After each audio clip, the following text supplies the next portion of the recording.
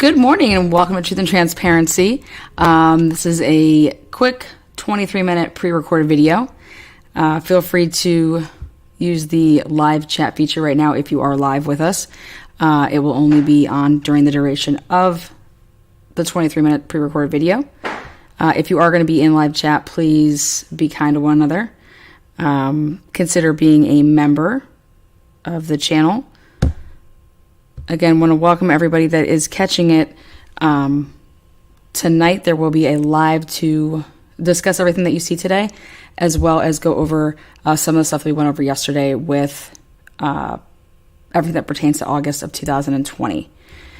Again, welcome all my special people, new people. Glad to see you here. Mods, love you. The best in the land. Just like my Ohio State Buckeyes. All right, let's do this. Again, good morning, November 3rd, 2022. Time flies when you're on top of the world. This is a preview file. For example use only.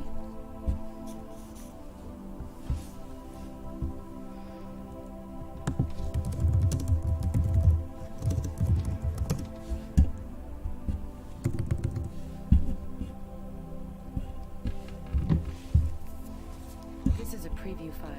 For example use only.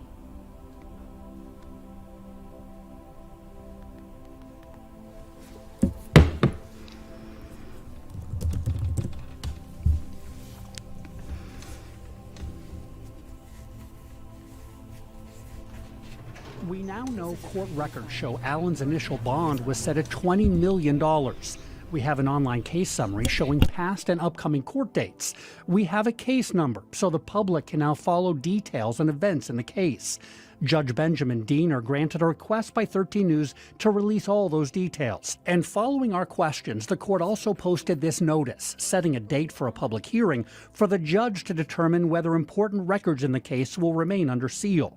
All of that now appears on the state's public court website, where anyone can see it, instead of being hidden like it has been for the past 6 days since charges were first filed.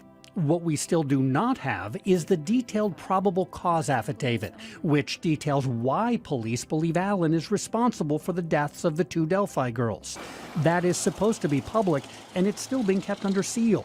That will be the focus of the public hearing coming up on November 22nd. The judge says keeping that important document under seal has created a difficult situation for the court. Today, Judge Diener copied 13 News on an email to state court administrators. He wrote, "Just so the world knows, the Carroll Circuit Court consists of me, Benjamin A. Diener, the judge.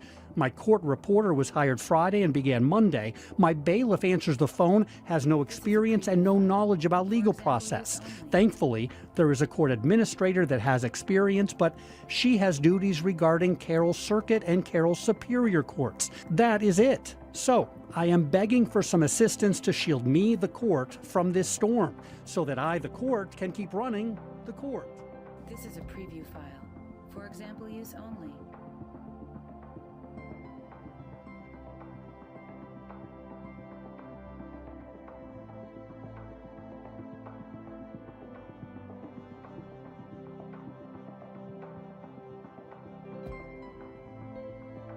This is a preview file.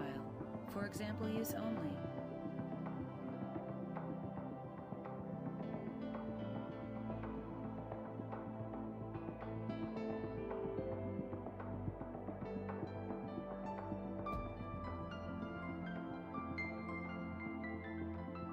This is a preview file. For example use only. For 2,082 days, people in Delphi worried, waited, and kept hope for an arrest in the killings of Libby German and Abby Williams. The girls went missing from the Monon High Bridge on February 13th, 2017. Their bodies were found the next day, Valentine's Day. Over the years, more than 70,000 tips came in, but it wasn't until October 26th of 2022 that a task force of investigators felt they had their man. 2 days later, Richard M. Allen was charged with 2 counts, felony counts of murder. Today is not a day to celebrate. but the arrest of Richard M. Allen of Delphi on 2 counts of murder is sure a major step in leading to the conclusion of this long-term and complex investigation. First, I'd like to speak directly to Anna, Mike, Becky, Kelsey, your extended families, along with the entire Delphi community that certainly has grown and now includes our nation and even many countries around the world. I am proud to report to you that today, actually last Friday, was the day. The prosecutor said the documents on the case would remain sealed temporarily, leaving unanswered how police connected Allen to those killings back in 2017. So 13 Investigates Bob Siegel began looking into Allen to see what could be learned about the man now charged in the Delphi murders.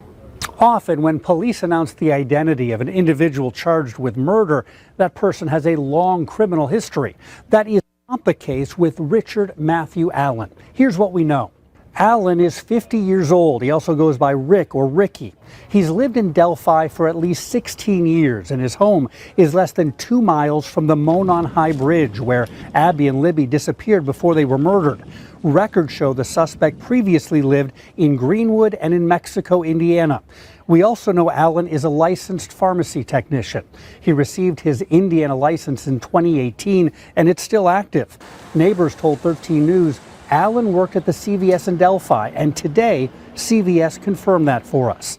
He has no criminal history, a few speeding tickets and a citation for not wearing a seatbelt, but that's it.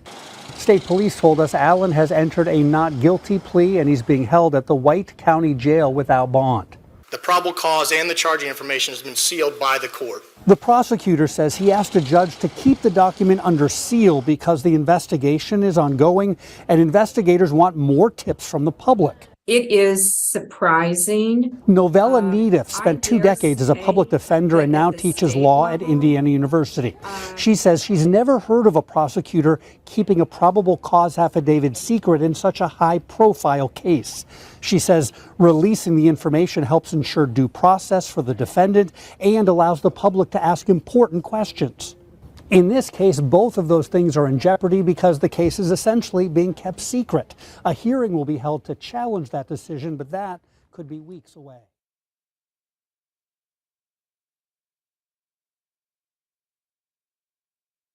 If you're watching this and you're responsible,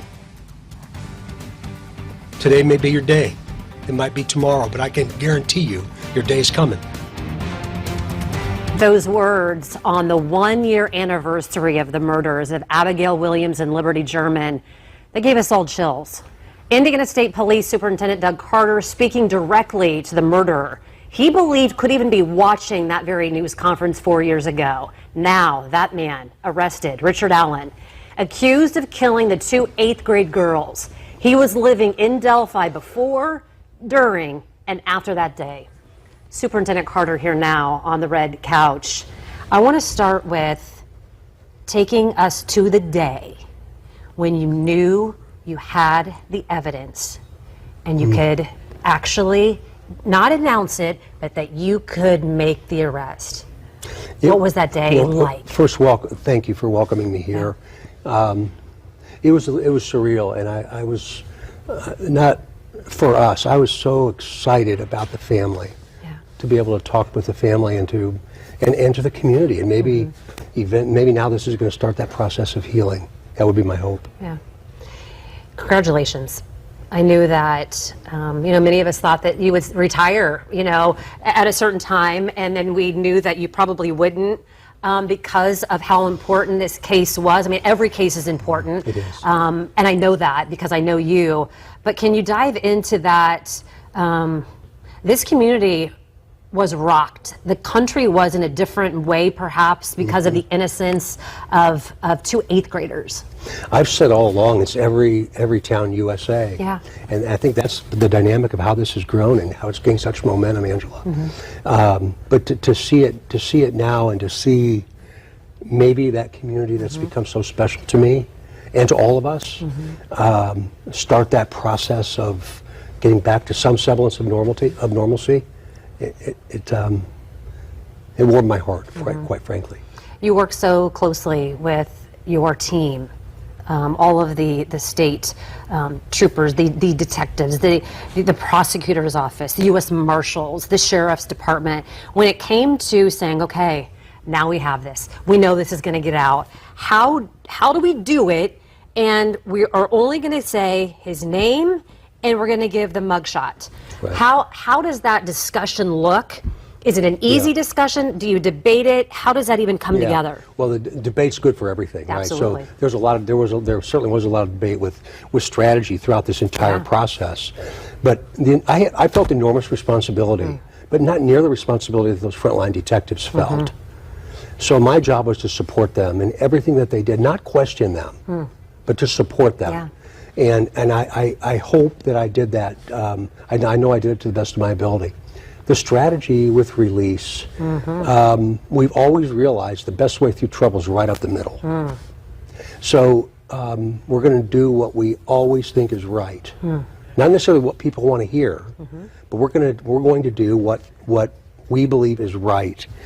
And gosh, we look back on our whole lifetime and we have, dang, I wish I'd have done that differently, but I don't think I was doing it knowing it was wrong. So it's that's what we did.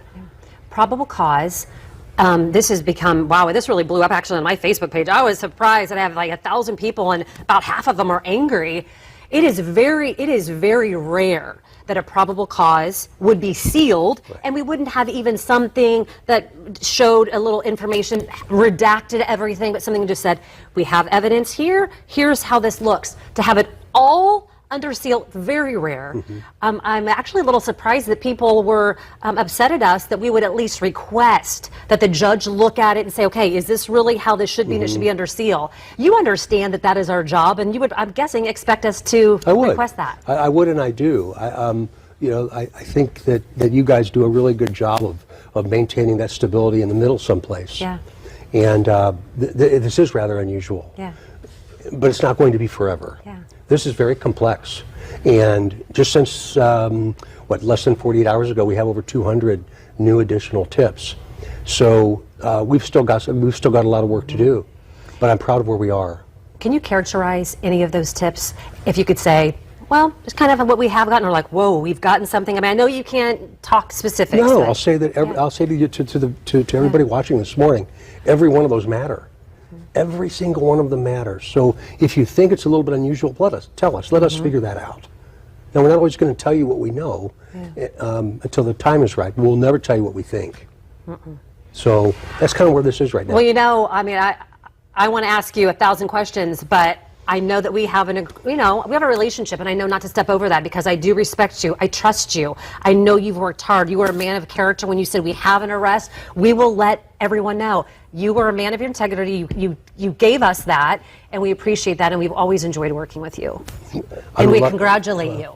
Well, and the congratulations are, kind of a side note to all this. But it's important. It is. I appreciate that. It really goes to the people that have done all this work.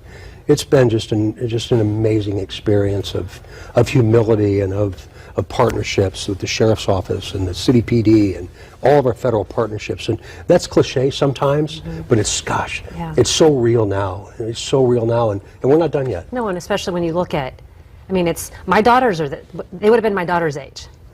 They should be in college, and it's disgusting. And it's sad. So I think for us to be able to, as a community, be able to say that hopefully someone will be held accountable is important. So thank you. Sure is. We are going to take a break and we'll be right back.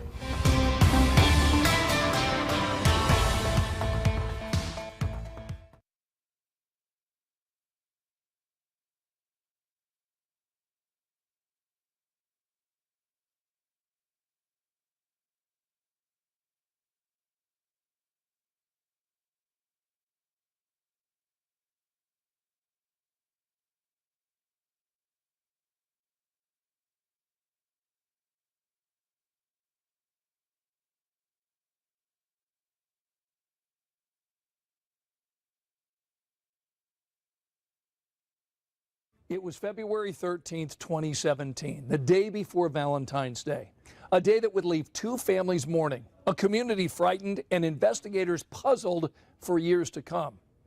It was on that cold Monday that 13-year-old Abigail Williams and 14-year-old Liberty German went to the Monon High Bridge in Delphi. The young teen girls had the day off from school. They were dropped off, then disappeared. A search would discover their tragic end the next day. Their bodies discovered in a wooded area not far from that bridge along the banks of Deer Creek. What we would all soon learn is that Libby, in those terrifying moments, captured evidence that would help police in the search for the killer. On February 15, 2017, police released cell phone images from Libby's phone showing a suspect in the case coming across the bridge toward the girls. A week later, police released audio from Libby's phone.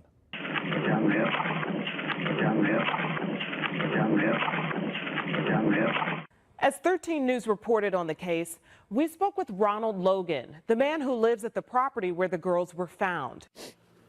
Has this gotten to you? Has this played on your mind? Yeah, the longer it goes, yes, it does. Yeah, it's, I'm not sure I fully comprehend what all's happened yet. Two young kids playing, you know, thinking they're having a wonderful day, Valentine's Day, and ends up in one of the largest tragedies in Carroll County history. In your backyard? In my backyard. Yeah, it's a big thought. Not a good one. Turns out the FBI was also talking to Logan. An agent at the time noted that Logan's voice was not inconsistent with that of the voice captured on German's phone. The FBI notes an interview with Logan's relative in which the relative tells the agent that Logan called them the morning of February 14th, 2017, and asked them to lie about where he had been the previous afternoon. That was before the bodies of the girls were found. 13 News was there as Logan's home was searched. More than a dozen investigators worked for hours, searching Ron Logan's home, his garage, barns, and property. They are looking for clues to whether Logan is connected to the murders. Basically, we're trying to either clear him or look at him even harder. That's what we're trying to do here. Abby Williams and Libby German were found murdered on Logan's property. Days later, he walked us to the secluded crime scene, appearing shaken by what occurred here. I can't really wrap my emotions around it yet. It's so mind-boggling. Later, when someone used social media claiming Logan resembles investigators' prime suspect, the 77-year-old was understandably angry. I was cleared by the authorities ages ago. Since then, investigators received new leads and found new information, prompting the search and putting new attention on Logan. As we have gone into the investigation and have talked to other people, things are just not adding up, and we're just trying to get things added up. Police arrested Logan earlier this week on a probation violation. He has numerous drunk driving convictions. He's being held without bond. Investigators searched with the help of a canine. They carried away armloads of potential evidence and seized Logan's truck. Police, though, warned against rushing to any conclusions. This is part of the investigation. This is not our first search warrant. We've done several others other than this residence. We've done some polygraphs. We've done all kinds of things to other people. In citing reasons for the search warrant, the FBI agent noted that pieces of clothing from one of the victims were missing and that it appeared the girls' bodies were moved and staged. There were no visible signs of a struggle or fight. Investigators recovered fibers and unidentified hairs at the crime scene. The agent also suspected a souvenir had been taken by the killer and that it was common for perpetrators to memorialize the crime scene with pictures. It's not clear if anything was found in Logan's home, but he was never arrested before he died in 2020. On July 17th of 2017, police released their first sketch of the suspect. They had received thousands of tips and were working through them. But as the months passed and years passed, this case went quiet. That was until April 2019. That's when a new sketch of the suspect was released, and additional audio of the suspected killer from Libby's phone emerged. Again, tips came flooding in. The families of the girls and that community in Delphi were hopeful it would finally lead to a break in the case. But again, days turned to weeks, weeks to months, and months into years with no arrest and sadly no answers. Then, nearly 5 years after the murders on December 6 of 2021, police asked who had communicated with the social media account of the name Anthony Schatz. A flurry of activity took place then. The images in the accounts were those of a male model. The account itself belonged to a man from Miami County. He lived just over 30 minutes from Delphi. Police said Keegan Klein admitted to creating the account to solicit nude images from underage girls. Tell me about Anthony Schatz. Why did you create that profile? I don't really know. I was just lonely, you know what I mean? Just talking to people. I don't know why I did it. But Klein said he was not trying to meet any of those girls in real life.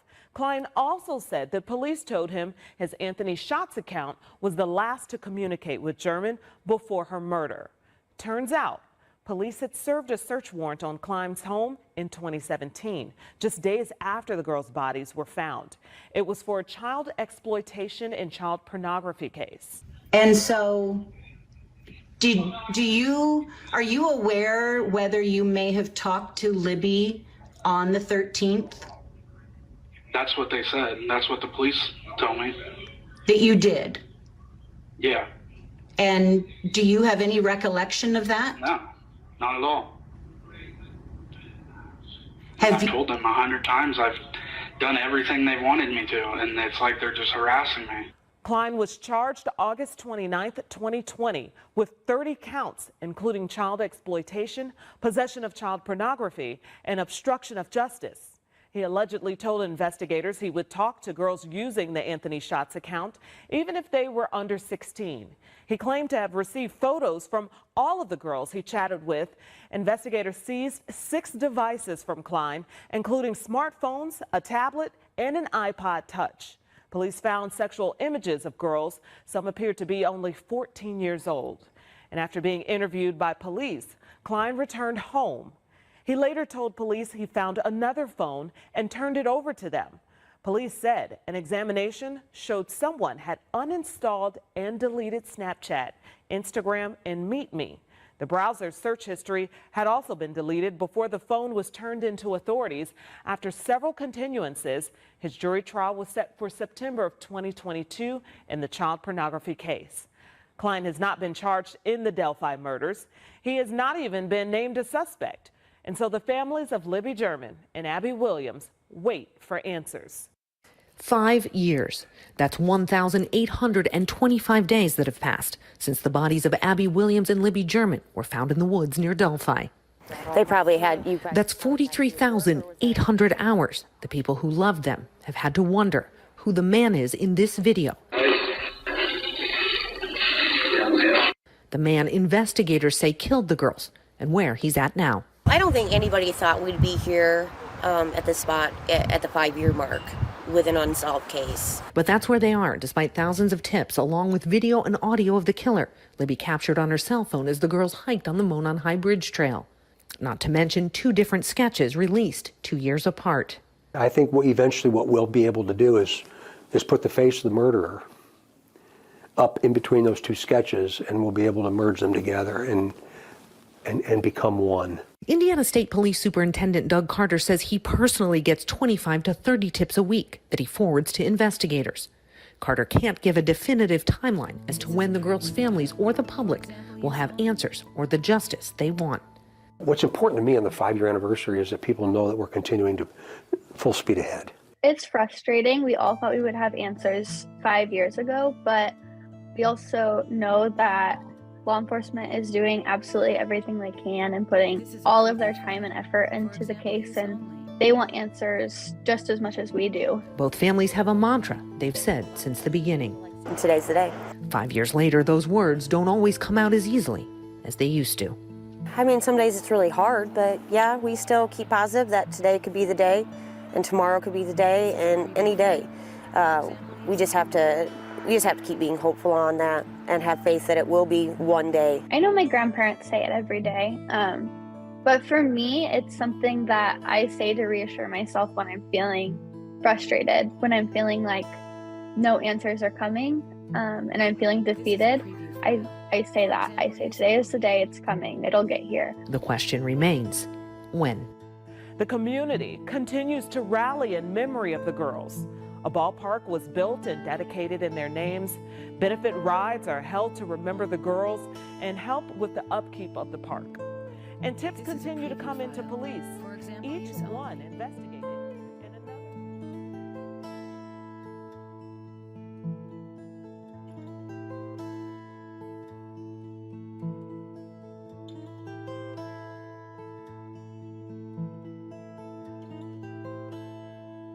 This is a preview file.